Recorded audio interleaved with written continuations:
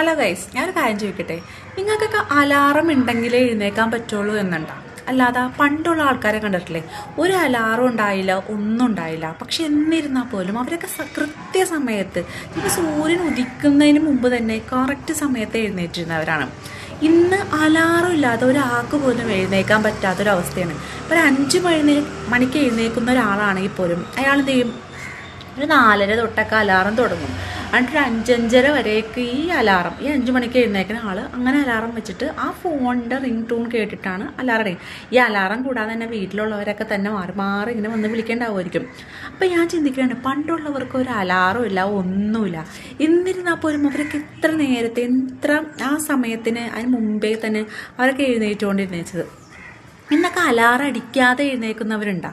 എനിക്കറിയാൻ പാടില്ല. ഇന്ന് അങ്ങനെയുള്ളവരുണ്ടോ? ഇല്ല. എല്ലാവരും അലാറം കേട്ടില്ലേ?